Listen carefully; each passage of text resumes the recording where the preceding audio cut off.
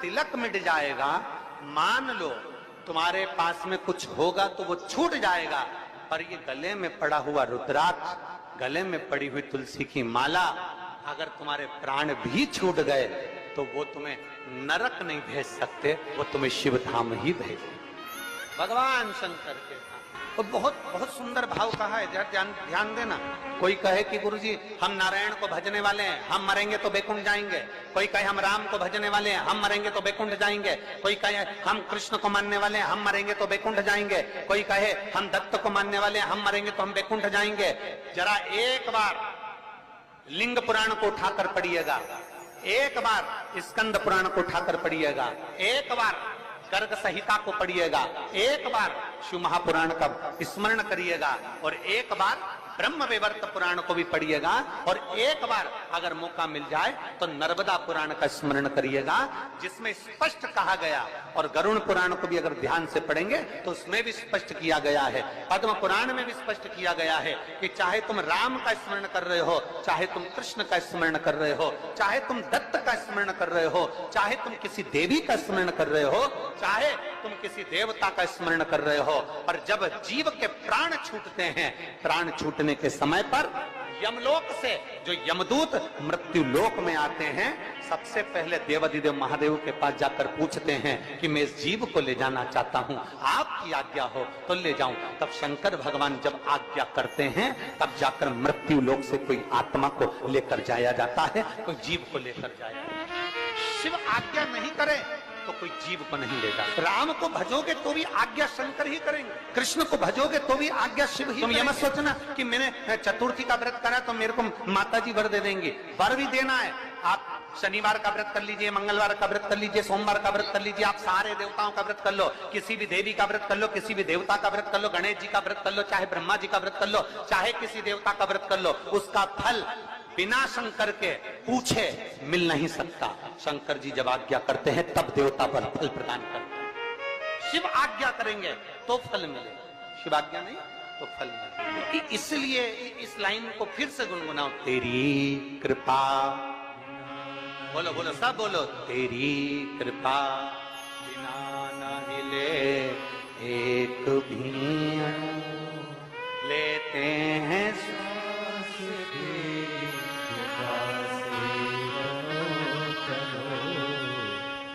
बेतवा के तट के लोग, बेतरवती के तट के लोग इतना धीमा बोलते हैं। यहाँ तो एक कहावत चलती है और तुम लोग फिर हम बोलेंगे तो कहोगे कि तुरंत कल दुनिया के लोग कह देंगे महाराज जी तो व्यासपीठ से बोल दी। यहाँ तो एक कहावत चलती है, क्यों तुम क्या बेतवा के तोप हो? तो यहाँ तो कहावत चलती हो, तुम जरा जम के तो बोलो हर हर। तो ये तो तुम्हारे भीतर एक बल उत्पन्न करता है। कोई भी व्रत कर लो, कोई भी अनुष्ठान कर लो, कोई भी पूजन कर लो, कोई भी शरणागति ग्रहण कर लो, बिना शिव के सब खाली है, बिना शंकर के सब खाली है, शिव के बिना सब अधूरा, शंकर के बिना सब सूना। जहां शिव नहीं, जहां शंकर नहीं, वहां इसलिए तेरी कृपा बिना न हिले एक भी अणु, लेते हैं श्वास से तनो तनो। ये शिव की कृपा है, ये उसकी उदाहरण। शंकर के मंदिर में एक लोटा जल नहीं चढ़ा सकते, शिव के मंदिर नहीं जा सकते, मस्तक पर त्रिपुंड नहीं लगा सकते। मान लो एक काम करो, अपने गले में एक रुद्राक्ष धारण, एक रुद्राक्ष धारण। अभी जहाँ कथा थी ओमकारेश्वर की कथा में, और एक छत्तीसगढ़ की कथा में हमने कहा था कि माँ अपने बच्चे के हाथ पैर में, माँ अपने बच्चे के हाथ पैर में काला डोरा बांध, अभी कथा में कहा था, आप लोगों ने सुना था। माँ अपने बच्चे के हाथ पैर में गले में काला डोरा बांधती है। क्यों बांध? बच्चे को नजर से बचाने के। फिर हमने कथा में कहा था बचपन में बच्चे के लिए काला डोरा बांधा जाता है, और बच्चा जब बड़ा हो जाए तो बचपन में बच्चे को नजर से निवेदन है कि उसके गले में एक रुद्राक्ष, एक तुलसी की माला जरूर बांध देना। बचपन में काला डोरा नजर से बचाता है और रुद्राक्ष और तुलसी की माला हमारे बच्चे को गलत काम से बचा लेती है, गलत जगह से बचा। अपने बच्चे को गलत संस्कारों से, गलत जगह से, गलत विचारों से, गलत दृष्टि से, गलत सोच से बचाना है तो अपने बच्चे के गले में एक रुद्राक्ष, एक तुलसी की माला का होना जरूरी है। एक रुद्राक्ष पहना दो, हंसे दुनिया हंसे तो, कहे दुनिया कहे तो, बोले दुनिया बोले। महाराज 6 सूत्र में से फिर अगला सूत्र देवऋषि नारद को कहा गया कि नारद अगला सूत्र है, जो सूत्र है 4थे नंबर का, पंचाक्षर मंत्र का जाप अपने मुख से करके नमः शिवाय, नमः शिवाय, नमः शिवाय, नमः शिवाय, नमः शिवाय। पंचाक्षर मंत्र का जाप जितना बन सके उतना करो। पंचाक्षर मंत्र का जाप ना कर सको, षडाक्षर मंत्र का जाप करिए। ओम नमः शिवाय। षडाक्षर मंत्र का जाप नहीं कर सकते तो श्री शिवाय नमस्तुभ्यम का जाप करिए। और इतना भी नहीं कर सकते तो जो तुम्हारे गुरु ने तुमको मंत्र प्रदान कर दिया उस मंत्र का जाप करते रहो तो भी शिव कृपा हो।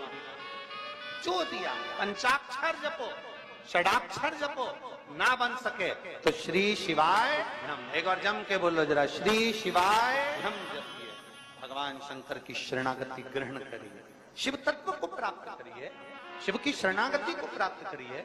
एक माँ ने पत्र में लिखा, सोच में पड़ गए 9 वर्ष के बाद तो भगवान ने संतान दी और वो भी बच्चा बता रहे हैं कि ठीक नहीं है, इसकी सोनोग्राफी में आया और उसको अपने मुख से भगवान के मंत्र का जाप, पंचाक्षर मंत्र का जाप करना, ये भगवान शिव के मंत्र का जाप।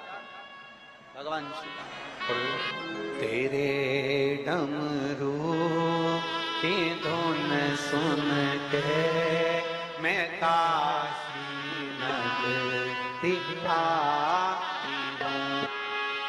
हृदय से बाबा से प्रार्थना। जगह मिले तो बैठ जाओ, ना मिले खड़े रहकर भाव से प्रार्थना। जो पंडाल के अंदर वाले हैं वो लोग तो बड़े भाव से बैठकर बाबा से प्रार्थना करेंगे, दिल से निवेदन। साथ में बोलेंगे, जल वृष्टि अपनी जगह पर है, कार्यकर्ता अपने काम में लगे हैं, आप अपने बाबा से प्रार्थना दिल से भाव से करिए। श्री शिवाय नमस्तुभ्यं, श्री शिवाय नमस्तुभ्यं, श्री शिवाय नमस्तुभ्यं, श्री शिवाय नमस्तुभ्यं, श्री शिवाय नमस्तुभ्यं। इसी प्रकार करते रहिए।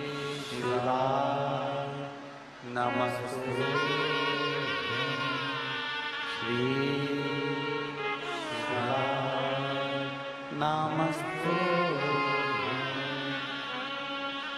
भोला सब दुख काटो हमारा, ओ भोला सब दुख काटो हमारा। शिव शंकर जपो तेरी माला, भोले बाबा जपो तेरी माला, भोला सब दुख काटो हमारा, ओ भोला सब दुख काटो हमारा। वेश मंगल, ये भी भगवान शंकर की शरणागति के बराबर है, शिव को प्राप्त करने के बाद, शिव को प्राप्त। और आखिरी का जो सूत्र कहा गया वो सूत्र है कि शिव महापुराण की कथा को सुनने के बाद अपने भीतर, अपने अंदर मनन चिंतन, कथा का मनन चिंतन अपने भीतर। कथा को श्रवण कर लेना एक अलग विषय, कथा सुन लेना एक अलग विषय। शिव महापुराण की कथा कहती है कि जाना, कथा में पहुंच जाना, कथा में बैठ जाना, कथा में पहुंचकर विनय कर लेना, ये अलग विषय है। परशु महापुराण की कथा कहती है, कथा में पहुंचने के बाद जितना बन सके उस कथा को अपने भीतर उतारना। बोल बम का नारा है, जरा जम के बोल बम का नारा है, उसको अपने भीतर उतार लेना। भगवान शंकर की अविरल भक्ति को अपने भीतर उतार। शिव कथा कर देवजी नारद, ये 6 सूत्र है और इन 6 सूत्र को अगर आप पूरा धारण नहीं कर सकते, शिव महापुराण की कथा कहती है अगर ये 6 सूत्र को आप पूर्ण रूप से अपने ऊपर धारण नहीं कर सकते तो शिव महापुराण की कथा कह रही है कि एक सूत्र अपने अंदर जरूर उतारें। इन 6 में से एक सूत्र भी अगर हमारे भीतर उतर गया तो हमारे देवाधिदेव महादेव को प्राप्त करने में देरी नहीं लगेगी। 6 में से एक सूत्र भी हमारे भीतर, ये आपके ऊपर निर्भर करता है। ये आपके ऊपर निर्भर करेगा कि आप कौन सा सूत्र अपने भीतर उतार।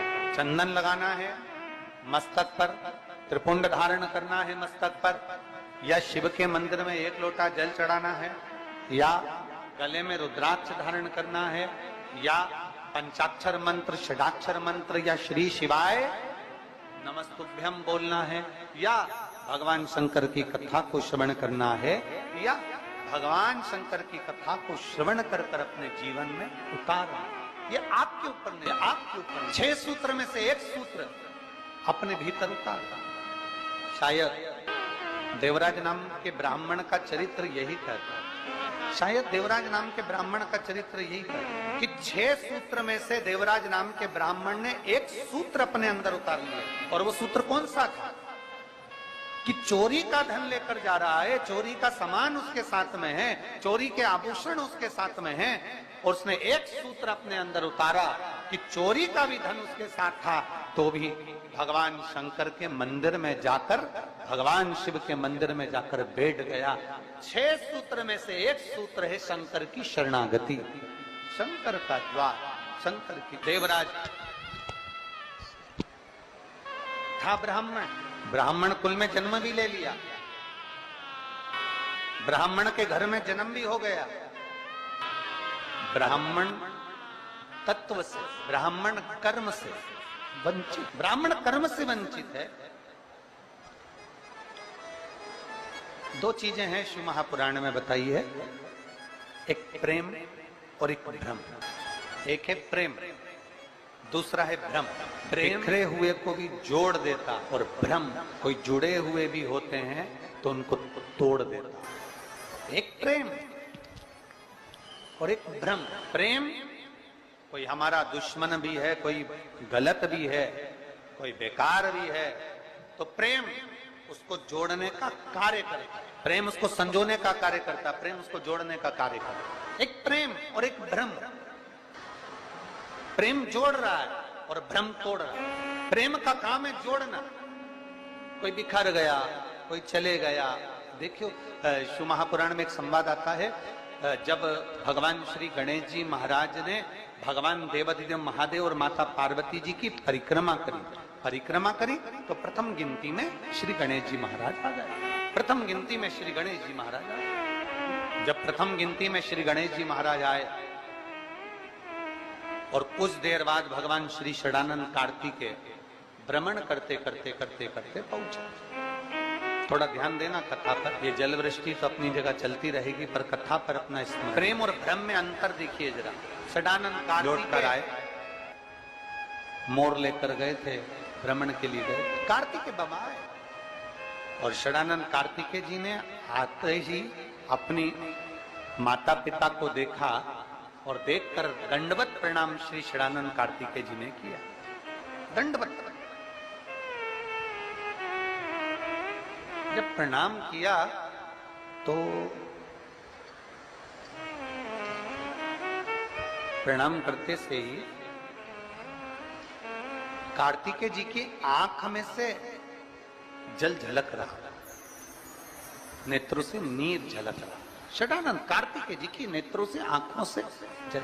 कार्तिकेय जी की जब आंखों से जल झलक रहा था तो माता पार्वती जी ने ध्यान दिया और मां पार्वती जी ने तुरंत कार्तिकेय के मुख की ओर देखा और देखते से ही षडानंद कार्तिकेय को देखते ही देवाधिदेव महादेव से माता पार्वती जी ने कहा कि गणेश जी ने आप और हमारी परिक्रमा करी और उसको प्रथम गिनती में लाकर आपने खड़ा कर दिया, और षडानंद कार्तिकेय जो पृथ्वी की परिक्रमा कर कर आए हैं और उनको कोई पद नहीं मिला है, इसलिए उनकी आंख से जल झलक रहा है।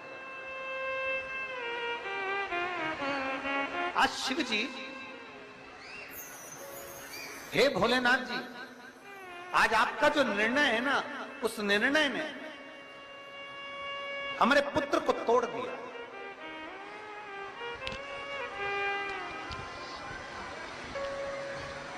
आज जो आपका निर्णय, इस निर्णय ने हमारे बेटों को तोड़ दिया। ये निर्णय कोई श्रेष्ठ नहीं हुआ,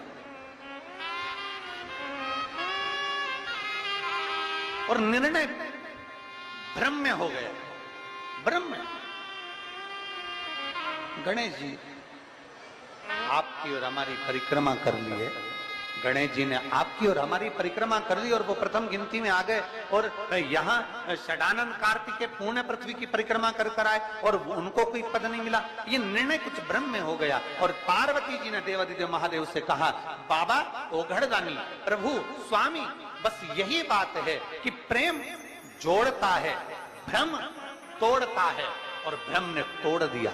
षडानंद कार्तिकेय रुष्ट होकर श्रीशैलम पर चले गए, और श्रीशैलम पर जाकर षडानंद कार्तिकेय जी अपनी साधना में, अपने मौन होकर अपनी तप साधना में गए। षडानंद कार्तिकेय जी अपनी तप साधना। आज सुनते हैं तुलसी माता की चालीसा।